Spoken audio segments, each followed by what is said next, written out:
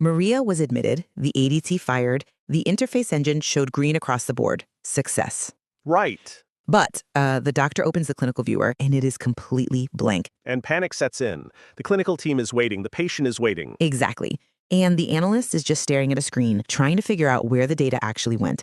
Why does this still happen to professionals who hold multiple certifications, who have, watched all the videos, and who have already learned HL7? It's a great question. Is static learning your standard recorded courses, PDFs, documentation? Is it an outdated paradigm that creates a dangerous false sense of security? Or is it an absolute indispensable prerequisite before anyone can even begin to engage with adaptive real-world troubleshooting? Static learning teaches you what a message is. Right. It tells you, for instance, that an ADTA01 is an admission message. It teaches you what a system is supposed to do in a sterile vacuum. Sure, the baseline. But it completely fails to teach you how systems behave together in the wild. I mean, the fatal flaw here is that static learning offers the exact same answer to everyone, regardless of their specific role. Which is how standards work. But it ignores context. It gives the exact same PDF to an analyst, a project manager, and an integration lead. It ignores their experience level and their project constraints. I see where you're going. So I want to introduce an anchor statement for our discussion today. A sent message is not the same as a visible patient record. Oh, I agree with that. Right. So when Maria's data doesn't show up in that viewer, professionals hesitate. They freeze. Because static learning stops at theory, and theory doesn't tell you why a message successfully sent is a message completely ignored by the downstream database. I mean, I understand the frustration with professionals freezing in the moment. I've seen it. But I look at this from a foundational perspective. Okay. While interactive scenario-based learning is absolutely the ultimate goal for any health IT professional, we both agree on that, static learning is non-negotiable for establishing baseline comprehension. Non-negotiable. Totally non-negotiable. You say static learning provides the vocabulary, but let's put that vocabulary to the test in the real world. Let's do it. Because if the foundational knowledge is as solid as you claim, we have to ask why it so consistently fails to provide the solution when the system actually breaks. Because real-world breaks are complex. But let's talk about the illusion of competence. On the surface, static learning feels highly productive.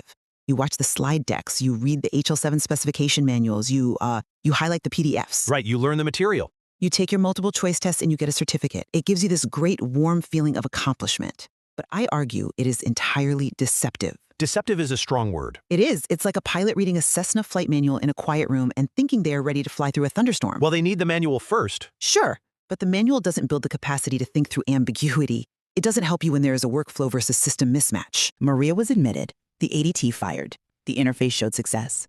Why is the clinical viewer blank? Right. The classic problem. If you rely on static learning, you look at your notes, you confirm the ADT means admission, you verify the message left the engine, and you have absolutely no idea what to do next. Well, you check the interface engine logs and they show a green check mark. So you say, it's not my problem, the network must be down. Well, an experienced analyst wouldn't just stop there. But why wouldn't they stop? Because they've been burned by experience. Static training didn't teach them what to do next. Let's look at what the interactive AI agent does in this exact scenario. Okay. It doesn't give you a generic definition. It responds by asking questions about the mechanism of the data flow. So it interrogates you? It prompts you. It asks, what downstream system are you working with? What assigning authority OID is expected in the PID3 segment by that specific viewer? Is there an MPI involved? Exactly. And if so, did it merge or create a duplicate?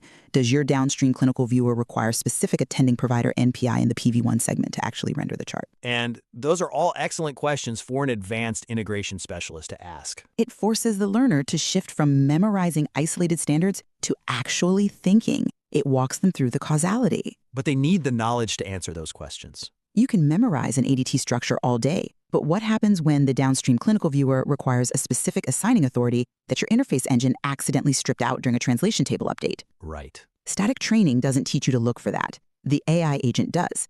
It adapts 24/7 to the exact role and experience level of the person asking. If the AI asks, is there an MPI involved, and the analyst hasn't done the static learning to know what a master patient index is or what an assigning authority OID is, that question doesn't prompt system thinking. It just causes more confusion. Wait, let me jump in there. Are you saying they can't simply ask the AI to explain what an MPI is in that exact moment? You are assuming the vocabulary only has value if it's front-loaded. It's more efficient. The AI agent actually replaces the need for upfront memorization because it contextualizes the definitions precisely when they are needed.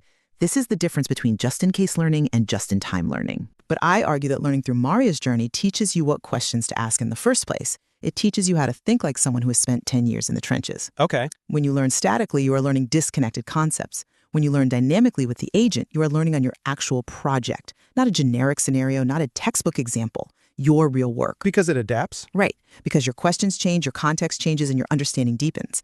Static learning gives the exact same PDF to everyone. Maria and the AI agent give different answers to different professionals based on their reality. That is what makes it practical. And yet, without the PDF, they don't know what HL7 stands for. But let's acknowledge what we are actually debating here. We are touching on a very real shared goal. We are. Both of us agree that the ultimate objective for any health IT professional is to make that critical shift. We want to move them away from passive learning, away from that terrifying hesitation and second-guessing themselves in technical meetings with vendors. Exactly. The goal is to get them to speak confidently, to truly understand downstream clinical impact, and to think through real interoperability problems. Right, to find their voice. When the vendor says, "We sent the message," we want the analyst to confidently reply, "Sending it isn't the requirement. Rendering it in the clinical workflow is the requirement. Let's trace the payload." Yes. And while I still assert that static learning provides the necessary vocabulary to begin that journey, I freely acknowledge that static learning alone cannot teach a professional how systems actually behave under the stress of unique organizational architectures. Right. Knowing the anatomy chart doesn't make you a surgeon. You do eventually need to get into the operating room. It's a complex pedagogical challenge, and as interoperability complexity grows across the industry, especially with the nuances of data, governance, and cross-platform identity resolution, there is clearly more to explore regarding how we best train analysts, project managers, and clinicians to handle ambiguity. There always will be. But it brings us to a crucial closing insight. Static learning tells you what the system says. Maria's journey shows you what the system actually does. And the AI agent helps you think through what it means for your exact project.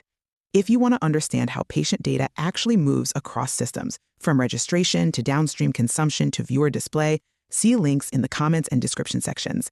Bonus, it comes with an interactive AI agent that works on your projects with you. A great resource. So, the next time the ADT fires and the clinical viewer is blank, ask yourself, are you just trying to remember a definition, or are you ready to actually trace the journey?